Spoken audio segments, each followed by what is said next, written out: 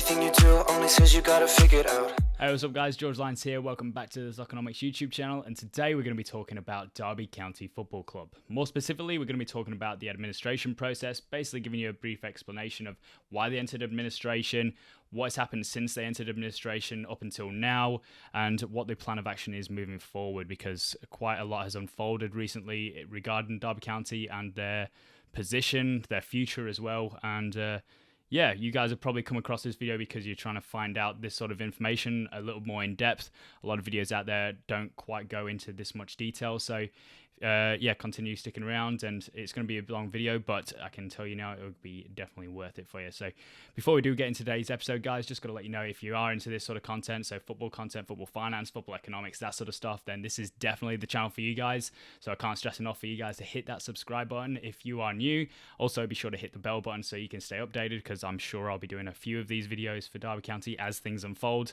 But yeah, apart from that, guys, hope you enjoy the video, and yeah, let's get into it. So Derby County have received probably their biggest lifeline yet in maintaining status as a football club, never mind a football league club, after their administrators Quantuma received a 1-month extension onto their February 1st deadline to try and prove funds to last the rest of the season. So why did Derby County enter administration? Well, if you're familiar with the Derby County situation, by now you would definitely be familiar with the name Mel Morris. Mel Morris, if you don't know, was the owner of Derby County Football Club until, of course, he passed that one on to the administrators. Now, Mel Morris was a lifelong Derby County fan, and he had huge aspirations to try and take the club from the Championship to the Premier League to fulfill their potential of being a sleeping giant in English football. Now, what did he do to try and achieve that? He didn't recruit smartly or anything like that. What he did is he pumped a lot of money into the club, especially into the transfer market, on players on very high wages to basically take a gamble on trying to achieve promotion over a certain number of years. Now, unfortunately, because you're spending a lot of money, that doesn't guarantee promotion to the Premier League, and that's exactly what happened. Promotion didn't come. There was a few playoff heartbreaks, and despite the fact that the club was spending lots of money every single year, that promotion never came, and the amount of incomings were very, very much unbalanced compared to the amount of outgoings to the club.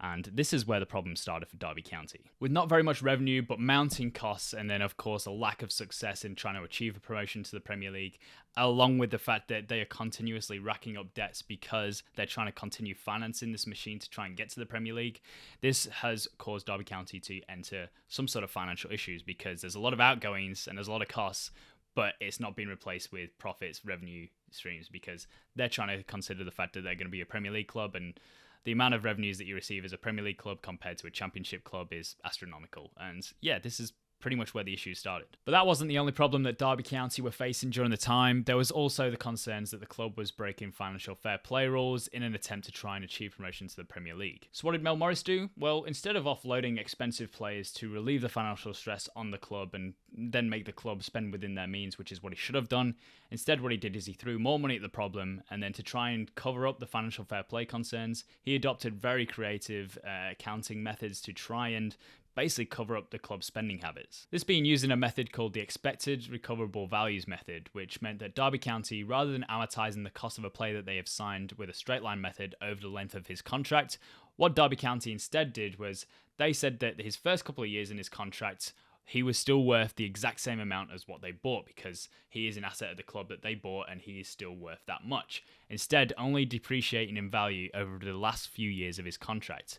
And that helped manipulate the financial fair play rules in a way that favored them. Okay, wait a minute. That probably wasn't very clear to you guys. So what I'm going to do is try and explain that a little bit better. So the straight line amortization method, which is what every other football club uses when it comes to recognizing the cost of player transfers and player sales, they usually spread it across the length of their entire contract. So for example, you sign a player for £10 million on a 4-year deal, you spread that cost evenly over each single year of his contract, so £2.5 million every single year. Whereas the expected recoverable values method that Derby County used, instead of recognising that over a straight line method of £2.5 million per year, Derby would say, okay, we signed him for £10 million. In his first season, after that first year, he is still worth £10 million, so we are not going to recognise any costs there. Same again in the second year, and maybe in the third year, but definitely in the fourth year, they'll start depreciating his value recognising the cost of that £10 million. And that is where the issue started. Now, although there is logic to this method, you can't help but agree that this gives them a completely unfair advantage compared to everyone else in the division and the rest of the 91 clubs in the entire Football League. And the fact is that everyone should adopt the same accounting method to maintain an even playing field. Mel Morris also manipulated the books to try and fit with financial fair play rules by selling the club stadium Pride Park to himself through a third-party company that he set up himself, and then leased the stadium back to Derby County. Now, that sounds really dodgy, but that was actually a loophole within the EFL rules, and it wasn't just Derby County that took advantage of this loophole. But pretty much what he did is he purchased the club stadium for £80 million, despite the fact that the club recognised it and valued the stadium at £41 million. That extra £39 million was actually recognised as profit on the books, and that actually allowed Derby County to go from making a loss of £22.6 million for the year to a profit of £14.6 million for the year. Now, all of this is very cunning accounting methods, but the fact is you can only sell a stadium once, and with the continued spending that Derby County were doing and the lack of Premier League status that they didn't achieve in the end, Mel Morris just eventually ran out of money, couldn't continue lending money, and eventually plunged the club into administration. So what has happened since Derby County entered administration? Well, first things first, the club received a 12-point deduction for entering administration. That's just part of the EFL rules, and they actually received a further 9-point deduction afterwards for, I believe, misleading the EFL, something like that. I think it was to do with the accounting methods that they used or something of that nature. And yeah, they total of 21 points normally would be enough to plunge a football club into relegation, but somehow Derby County are not out of the race of survival thanks to Wayne Rooney's miracles. I don't know how he's managing to get the players that he's got to achieve and play the way that they are playing, but if they manage to pull that off and achieve survival, that would be an absolute miracle. Quantuma, who are the administrators of Derby County Football Club, funded the club until January through unfortunately making a few redundancies at the club after Mel Morris lost control, but also recruiting the help of soft loans to support the club until the end of the year.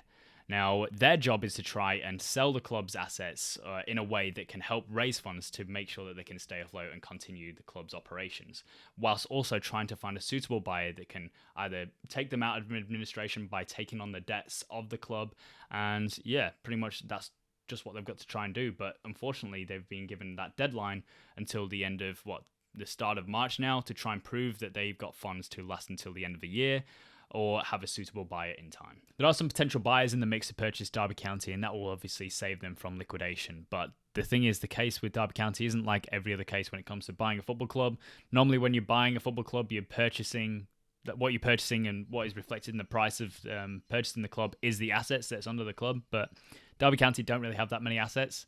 Like, they don't actually own their stadium. Mel Morris now owns the stadium, so obviously that's not going to be reflected in the price. Pretty much what they've got is the players that's on the books, whoever is working at the club already, and the rest is pretty much what they're doing is purchasing the debt that is on the club, and obviously that isn't really an asset at the moment for whoever comes in to buy the club. And until a suitable buyer can be found, of course, the administrators, in order to be able to continue club operations, have to sell the club's assets, and the easiest asset to sell is the players for a decent amount of money. That's why we saw on deadline day, we saw Luke Plange leave for Crystal Palace for £1 million, I believe it was, and then they loaned him back to Derby County for the remainder of the season. So that's the £1 million that helps the club obviously stay afloat. And what you see with the case of clubs that enter administration, when it comes to having to sell their players, they end up selling a lot of their players at quick fire rates. What I mean by that is lower than what their market value is, because the convenience of getting money quickly, they would rather get that than hold out for a better transfer fee. And a lot of football clubs are going to use that to their advantage, especially in the case of Derby County, because they know that they need the money. They need the money quickly, and that's what we're starting to see as well.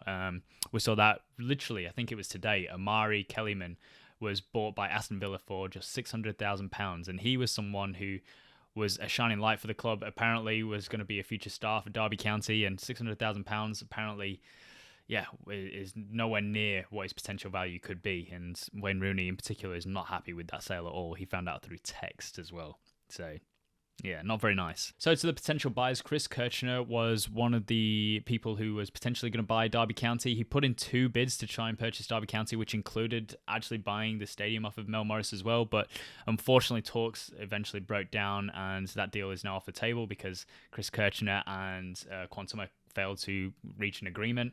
But yeah, we don't know what the details are for that one. Another one is the Binney family, who are the founders of Carlisle Capital. They actually put a bid in of £28 million, but that one, we haven't seen much further go ahead with that one. But then there's some other ones as well. There is a consortium which is led by the former chairman of Derby County. What is his name? Andy Appleby, and the former Wolves CEO as well, Jez Moxie, I think his name is. Yeah, we yet to see what a bid is for those guys, but they're in the mix. And then finally, there is one more person, a lot more controversial, who could be purchasing Derby County, and that is the former owner of Newcastle United, Mike Ashley. So yeah, there's a few people in the mix, but none of them are looking like they're going to be doing it anytime soon. You see, the thing is, these new potential owners don't actually want to get involved with the club yet, up until some things have been cleared up first. What I mean by this is Derby County could potentially be facing a few legal battles in the future. I mean, well, there's threats of potentially facing legal battles because Middlesbrough and Wycombe Wanderers want to sue Derby County for things that have happened in the last couple of seasons where they've actually broke financial fair play rules. With the case of Middlesbrough, in the 18-19 season, Derby County pipped Middlesbrough to the final playoff spot on the final day of the season, which helps them obviously get into the playoff spots, a chance to get into the Premier League. And there's a lot of money involved in getting promoted to the Premier League. So what Middlesbrough want is to be compensated for that, in the range of £200 to £45 million. I know £200 million seems like a lot, but that's just what the reports are saying. But it's looking like it's going to be closer to the £45 million where they're looking about. But yeah, this is because they were obviously breaking financial fair play rules. In the case of Wycombe Wanderers, if you remember last season, Wycombe Wanderers were relegated from the Championship, just 1 point off of relegation. And yeah, pretty much Derby County were the team in 21st spot. Yeah, 21st spot. And they feel like Derby County should have got a points deduction, and that would have seen, obviously, Wycombe Wanderers stay in the Championship and Derby County would have been relegated. They're looking to get a compensation of about £6 million, but that one's looking less likely to happen just because it states in the EFL's rule books that no football club can actually receive a points deduction past March of that season. So yeah, nonetheless, these threats do exist, but because Derby County are currently in administration, this means that no legal charges can actually be put on the club until they've exited administration.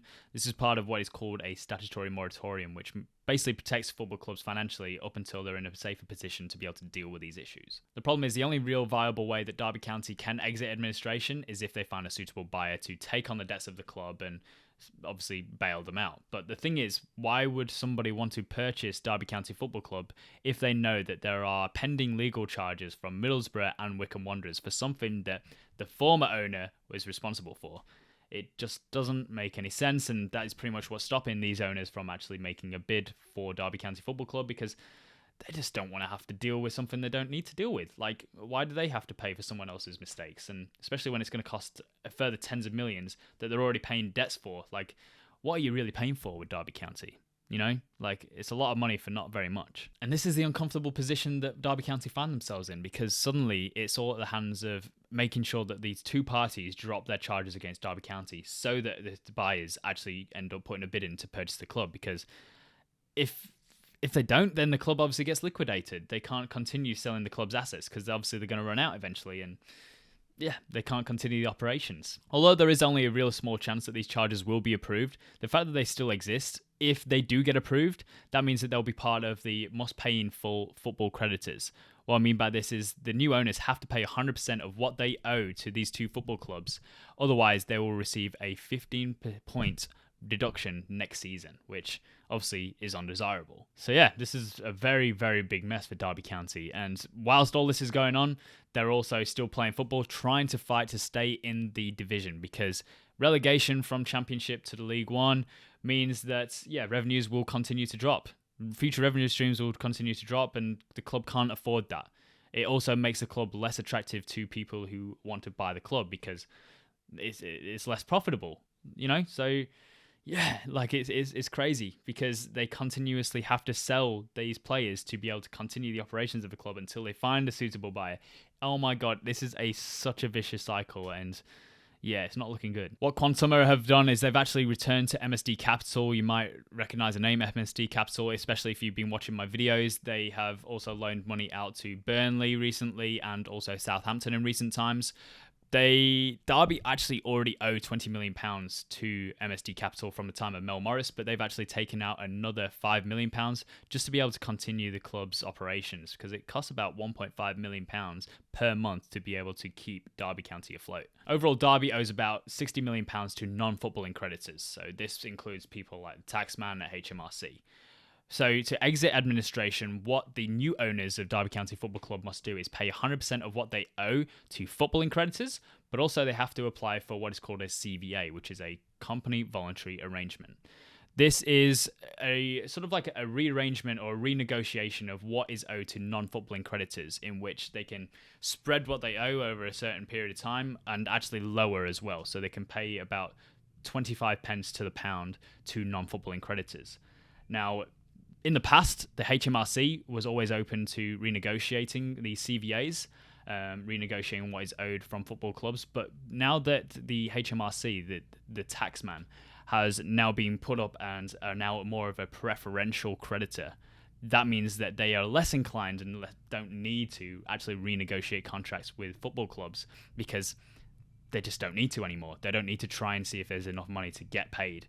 They are preferential. They have to get paid, one of the first ones to get paid, and that is bad news to Derby County, because suddenly, instead of being able to get it down to £15 million owed to HMRC, it still has to be about £60 million unless they agree to do the CVA. I apologize if this is a bit confusing. There's a lot of financial jargon being used in this, but pretty much what you have to understand here is Derby County, look, these things could be sorted out very quickly, but the problem is these new owners don't actually want to buy the club up until they know the fact that Middlesbrough and Wycombe drop their charges, because basically they don't want to have to deal with legal battles and have to pay for someone else's mistakes. That other person is, of course, Mel Morris.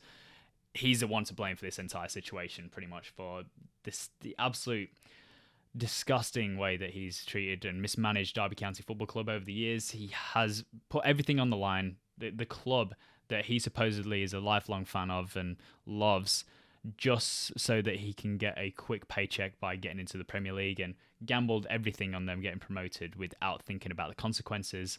And yeah, now Derby County, one of the biggest football clubs in the country, one of the founding members of the Football League, was 138 years of history, could potentially be liquidated. And that will be definitely one of the saddest days in football. It was sad when Barry went, but this is also going to be a very dark day. And I just hope to God that it doesn't happen, because this shouldn't be happening.